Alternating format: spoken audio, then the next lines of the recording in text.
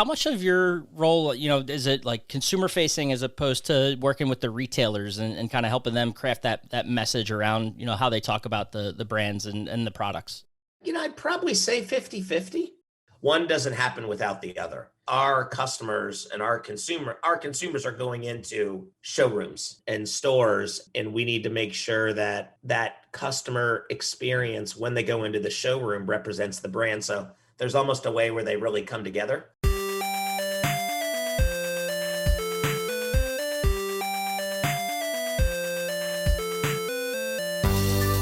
Welcome into the Independent Thinking Podcast. This is your host, Rob Stott.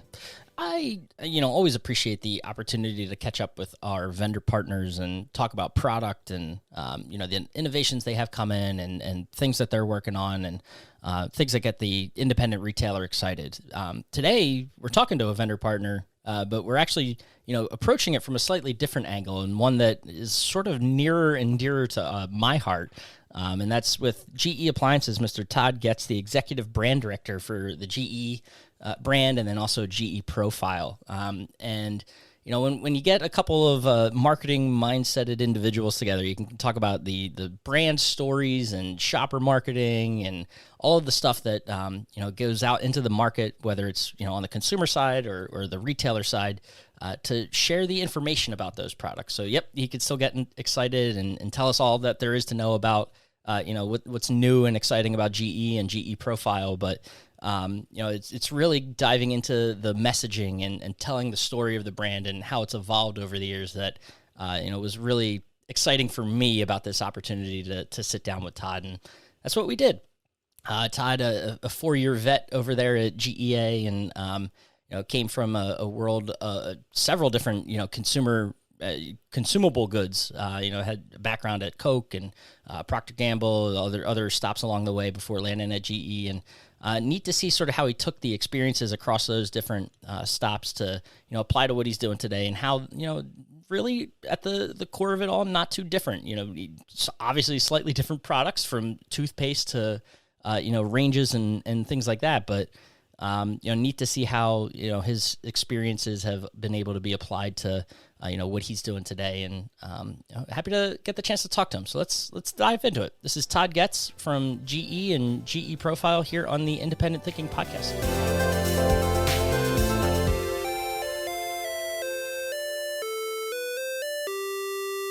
All right, we're back on the Independent Thinking Podcast, and a real cool opportunity this week. We're sitting down with one of our top vendor partners in the appliance space. And today we got Mr. Todd Getz of GE Appliances, the Executive Brand Director for GE and GE Profile. Did I get that right? You did. It's a mouthful. No, well, we appreciate you taking the time, Todd. I know you're on the road and constantly moving, it seems like, but appreciate you finding some minutes to be able to sit down and chat with us today. Really happy to be here and talk about the business. Yeah. So, well, before we dive into the business, tell us a little bit about yourself. Who is Todd Getz and what's your background and what brought you to GE Appliances? Sure. So it's great to be here. Really excited to be with everyone. So my name's Todd Getz. As you mentioned, I am the brand director for GE and GE Profile, GE Appliances. I've been here for 4 years. My background, born and raised in Cincinnati. Diehard sports fan, all things Cincinnati. Started out my career doing sports marketing for Coca-Cola in Atlanta, where I went to college. And that, I was a college tennis player, and this sports marketing really interested me. And in working for Coca-Cola, I kind of became more interested in brand management and the marketing side than actually just the sports side. So I ended up going to business school at Indiana. Which was a great experience. And then I ended up back in Cincinnati, where I'm from, working for Procter & Gamble, which I loved and just learned an incredible amount. I was there for a few years, and then just for personal and just wanted to live in a bigger city, I ended up moving to New York and working for Colgate Palmolive. P&G and Colgate are very strong competitors, so it's definitely very interesting. But I spent 12 years at Colgate in New York, spent 1 year in Toronto on a expat assignment, but had just a great experience there. Did base business, did innovation, did shopper marketing, and just had a lot of great business experiences. A lot of collaboration with retailers and customers, which, it's a very commercial oriented role. And I think as I've come to GE Appliances, I think that's one thing as people look at the marketing function and kind of learn how much, from a commercial standpoint, our experiences are. Um, After 12 years, I had a great time up there. Wanted to get a little closer to home, so I moved back to Ohio. I went to Columbus and I worked for Abbott Nutrition, Yep. where I was there for a few years, was the general manager of their nutritious snacks business. And then had an opportunity, some colleagues that I had known way back with P&G, you know, just ended up at a dinner amongst friends, and the next thing you know, I'm in Louisville working for GE Appliances, and it's just really exciting. This was probably right after the acquisition by Haier, and so it just was really exciting to hear what the company was doing, and now having been here for 4 years to be part of it and see just the momentum and where we've gone is it's exciting. Yeah, I mean, obviously, some really cool brands from the the time you graduate to where you are today.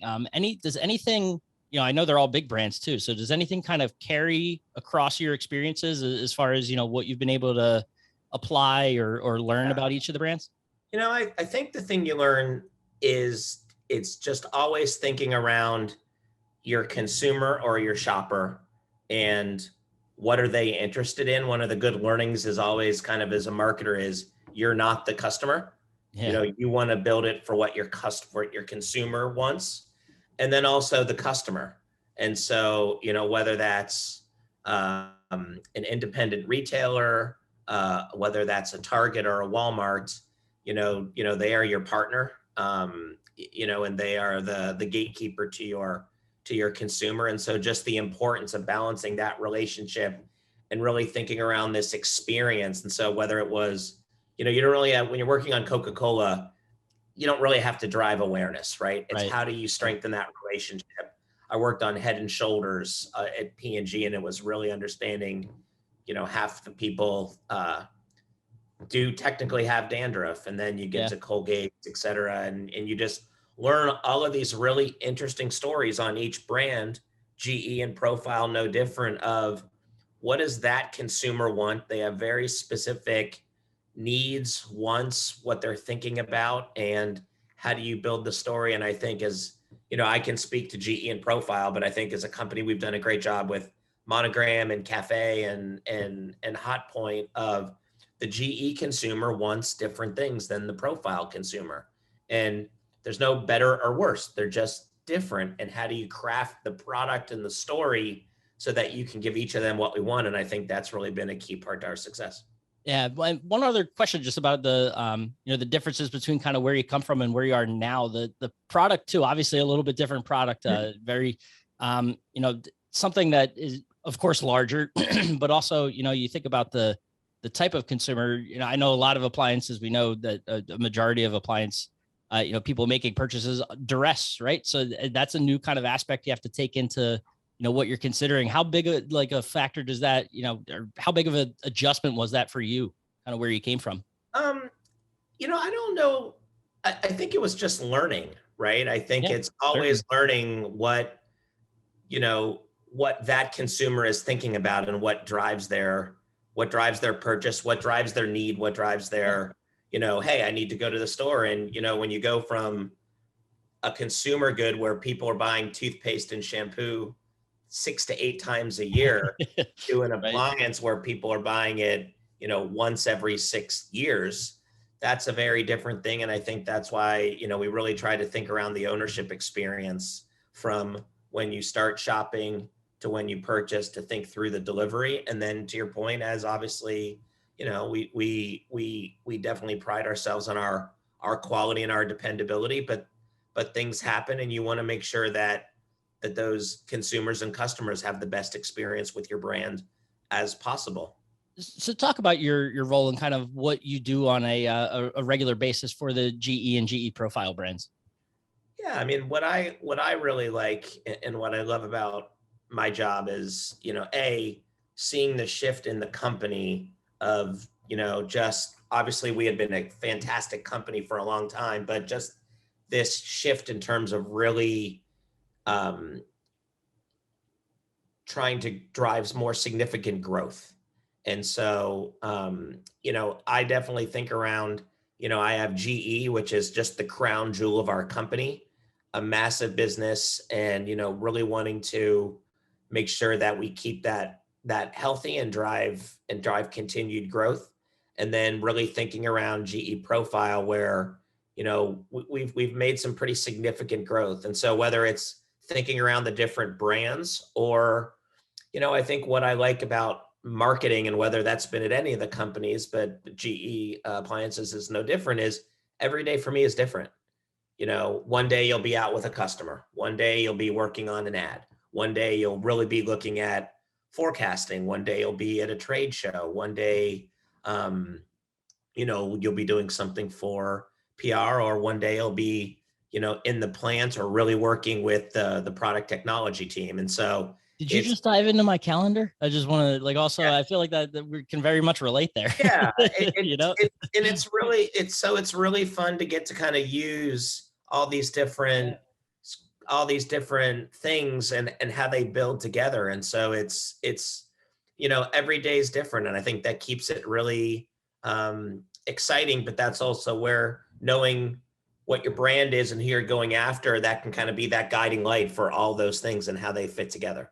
Yeah. So talk about how much of your role, is it like consumer facing as opposed to working with the retailers and kind of helping them craft that message around, how they talk about the brands and the products. Um, I think I'd probably say 50-50. It's definitely it very commercially oriented. We try and really get out a lot. There's a lot of trade shows, there's customer appointments, etc.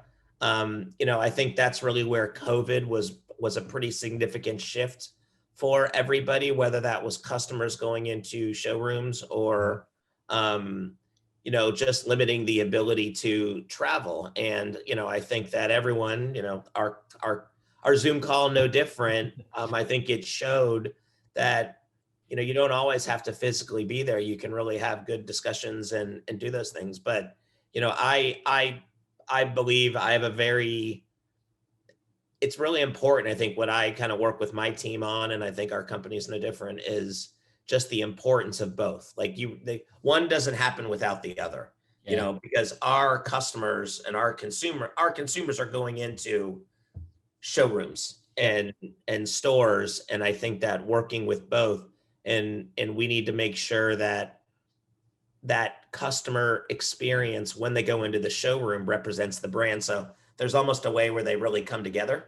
Yeah. Uh, No, that uh, makes perfect sense. So, and along those lines, what are some of those things that you're telling the retailers right now that they might need to be aware of, or the way they need to position things, or what's sort of the kind of the I guess mission right now for you, and when it comes to talking and sharing your brand message with yeah. retailers.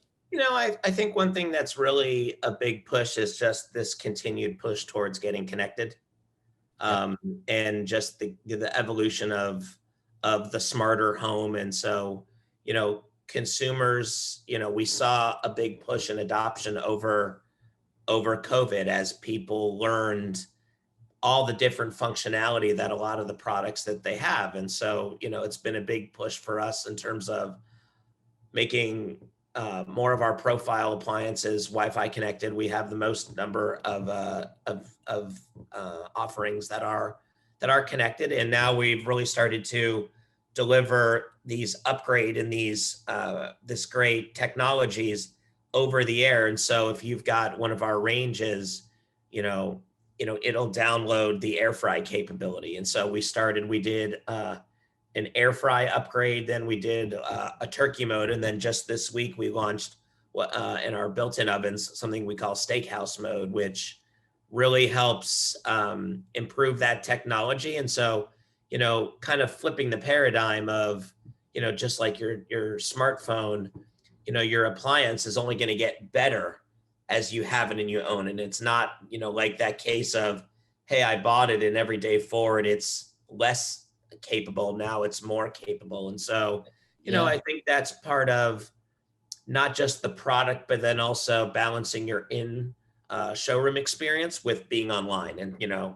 how your consumers are spending more time doing that shopping and learning about the products before they come into the showrooms. And so I think that connected and that digital age is no different. Oh, it's cool too because I just think we added some cafe appliances to our kitchen not too long ago. And I think we got that air fryer push right after we installed the thing. So that sounds pretty familiar. But I mean, neat to you talk about the showroom experience, but also the customer experience, Yeah. and to your point about upgrading, it kind of alleviates those concerns around, oh, I got this range, and you don't want to have that smartphone experience where a new iPhone comes out and all of a sudden you're worried about the fact, do I have to upgrade get a new iPhone? And no, it's gonna, the software updates, if you will kind of But improve that experience if I for could you. ask, what finish at cafe did you get? The matte black. So, Wow, yeah, right. waited a little longer for it, but it's we got it, and it's good, and That, looks it's nice. really cool. What Yeah. did you what handles? So we got the stainless right now, and we had looked at the brushed bronze or the shampoo, whatever the lighter color is, not the like orange one, but more almost gold looking. But I think it's brushed Okay, bronze. cool. But we didn't want to be too gaudy in our kitchen. No, I think it's just exciting. Listen, Oh, I cool. I I I focus on GE and profile, but for us as one company, it's just been incredible to see what the cafe brand has done, and Yeah, and that that choice and that personalization that's possible. it is neat. There, I mean, endless options. The fact that you could swap them out too is something I think that's pretty cool. So if we ever do decide we want to change the handles, it's something we can look into. So, That's exactly right. another way of just increasing that personalization, and making it, you don't have to do too much to it to make it feel like a new appliance. Well, and that's, to the consumer, that's something that the cafe consumer is really interested in, that style and design and that idea of personalizing. And it doesn't mean that they're not interested in features. It's just that style and design is the driver. Right. Whereas on profile, it would be, the features. They might not want as much of the physical. Well, So to that end, talk about the different types of consumers. Help, for the retailer out there that maybe isn't 100% aware, or maybe even a little confused. What is the difference between the type of consumer that they kind of should target with the different brands within the GE umbrella? yeah, I mean, we try to have brands that really hit the needs of different consumers. And so, it starts with our core GE business. It's really going after that mass market consumer. They want trust, they want quality, they want dependability, uh, they want features, but they don't need every feature under the sun. We have GE Profile that is somebody that really does want more of that features and technology. Cafe really leans in on style and design. We have our Monogram business that's targeting the luxury space, and Hot Point that is a little bit more of that value consumer. So I mean, when you think around your typical tiers, price tiers, I mean, we kind of just meet the needs of a lot of different consumers rather than that one shot hits all. And I think even in other industries, from my experience, I spent a lot of my time in my career at Colgate working on Colgate Total, which was always this all-in-one, 7, 8 benefits in one. And, scientifically just one of the most fantastic products I'll ever work on. But I think that you start to see that, people now are starting to evolve and maybe get those certain areas that they really want. So in toothpaste, you saw that go into somebody that really wants whitening, Yeah. or somebody that really wants gum care.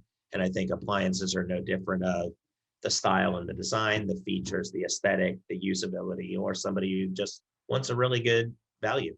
Yeah, no, need to see it again. So how the kind of the way position products and things like that, those conversations can, blend across the industry. So pretty cool for sure. But I know it's been neat to see, even just, in covering the space and watching the appliance industry, how GE, the four brands have sort of evolved over time, and the talk around them and things like that. I know, in your 4 years, how have you seen a lot of evolution in sort of how the messaging has, been shifted and things like that? And what kind of insight can you, give on how those kind of decisions are made about how to talk about the different product?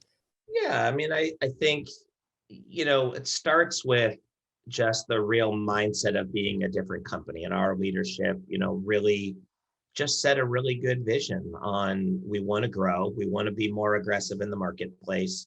But at the same time, I think on messaging, you know, we, I think our relationships with the independent retailer, and with our customers has always been, you know, if not the one of the top focuses of the company. And I think it's something we pride ourselves on, and that no matter how much we drive growth, that is a cornerstone of the company. And, I think the last few years have been bumpy, but I feel very proud. And I think people would recognize that, we have really tried to maintain that focus with the customers, and helping serve them. And obviously, everyone's aware of just some of the challenges, um, but we'll get through it. But those tough times are where you see what people are made of, right? And how you can stick with it. I think for us, on focusing on growth, and just as we think around the brands, it's also given us a time just to continue to build our brand story to be as strong as possible for each of those consumers. And I think that, for me, one of the interesting things coming in, that, I've been here for 4 years, I still think of myself as kind of a newbie, which is, I know, is odd for 4 years, but I just think, it's all built on just great people at our company. I mean, we have a very rich legacy, but to see that the evolution in driving the growth, and just how the company has evolved and gone through that evolution, those things don't just change overnight. And so I think when you think around messaging, you do want to evolve, but, sometimes revolution can be very difficult. Yeah. And so keeping that evolution and driving focus on sustaining GE and being healthy with, driving profile and cafe and monogram, it's never one at the expense of the other, right? It's how do we keep all the brands healthy and keep it evolving. So I think that's always a balancing act. And, the last few years have maybe required a little more balancing than I think people even would have thought. But, everyone's going through the same thing. So that's life, and we'll keep going. And well, hey, to that, I mean, you joined at a time where, it looked like everything was riding in 19, right? And Yeah. things were chugging along and moving, and Yeah. then 20 hits, and slightly different stories. So you've gotten to kind of see the brands sort of move through this. So like, Yeah. did that period of time give you an opportunity to pause and maybe like focus in on the way you talk about the brands at all, or anything like that? I think it only validated the strategy that we were on, because, I joined in 2018. I think we were already on a really good trajectory. We had done a lot of, we had done with Profile, we had done a partnership with the Star Wars movie, The Rise of Yeah. Skywalker, and that was something where, to be able to bring a Star Wars movie to the independent retailer, who, just would, how do you bring that to the showroom? And I grew up in a family business. So, family retail business. So it was something that I definitely had a strong connection to, was really exciting. And, we always thought that that was going to be the start and that shot of adrenaline to get it going in. And, we just really started with a great path of innovation, and our theme during that Star Wars promotion was the force of innovation. And I think you've just, over the last few years, we've continued to drive momentum across all of our product lines. We launched our 715 dishwasher. We then came with our multi-door refrigerator. We're now relaunching Profile Laundry. And so I think we put ourselves in a very good position with our strategy, which then I think caught some nice tailwinds during COVID when people were then really starting to invest in their homes. Yeah, yeah, absolutely. So, it's that old adage of the harder you work, the luckier you get, right? And I think by doing the right things for the business, it has really helped us. But now continuing to really drive even more and more innovation. And I think what's really rewarding on Profile is to see the progress and the growth across all of our product lines. Yeah. Well, first of all, scary to think that Rise of Skywalker was already that long ago. Seems like it was yesterday, but that's a different story. Quarter 2019. That's crazy. Yeah. But no, I mean, hey, some of the, things that you can learn is, you take that opportunity, kind of hindsight 2020, but, take that opportunity to either pause and reset or use it as validation. And that's awesome to hear that that's kind of what you guys were able to do and, move forward with that. But I want to leave you with one last question, because it's always a fun one. What are you doing right now that excites you, that kind of Todd gets jazzed up to get up in the morning and go to work for the GE brands? I just think all the great new products and the exciting technology that we have, right? It's really exciting to have news that you're really excited about, that you're really proud about. And as I mentioned before, we're relaunching our Profile Laundry line. We're bringing Microban and antimicrobial that did really well in our GE Ultra Fresh line into Profile and our top loads. We're bringing Alexa voice enabled capability into our 900 line. We're bringing top load, we're bringing front load. We're now, as I mentioned, bringing air fry into all of our OTRs, which is really exciting. I mentioned all the downloads. And then we're launching a new Microban dishwasher to continue on the success on our dish, and then refrigeration continuing to expand. So I think what's really exciting is it's one thing to lay out a strategy and a plan, but it's to see it come to life and then have all the news. It's just really exciting, and it gets you excited to go tell people about it and just make sure that our product teams just do an incredible job of designing products, and so that's where I feel a really big obligation to kind of tell people about it and how we can create the excitement. And that's kind of I guess what marketing is, right? Is excited about the product. So it's funny now, we started like on my whole career, I think there's just a mindset of I picked the right career, because I just get excited about anything that I'm working on. And if you're not excited about it, then I think if I don't care about it, I don't know that anyone else will. And so I think that's kind of whether that's probably some ways in my mind intentional or unintentional, but it's a good mindset. It's been really, really fun. So, well, hey, it's awesome to see that passion, play out in not only just sort of what you do personally, but also across the brands as well, and get that messaging out there, and see the retailers pick up on it and then put it to use themselves. So, it sounds like you guys will have a lot to talk about in Orlando here in a couple of weeks too. So that's exciting to be able to, hear about it now, but then see it in a few weeks as we get down to prime time. It'll be fun. And it's all, I really always like those, because it's always fun to get out and just hear about it, right? You can't just sit in Louisville and work on stuff. You really have to get out and hear what our customers are saying, what we can do to be better, how we can better serve them, how we can better help them, because they're independent, often family businesses. And like I said, that's what I grew up in. So I have a real appreciation for it's something that's very passionate to them, and I think we have to respect that. And I think that's kind of what's always driven us to be there for the independents. No, it's awesome to hear, and cool that you get to kind of tie that back into your upbringing. So certainly a lot of fun for us to be there, and a lot of fun for you, I'm sure, as well. So we'll see you in just a few weeks down in Orlando. So safe travels everywhere else you're going, and we'll catch up again soon. Thank you, I appreciate it.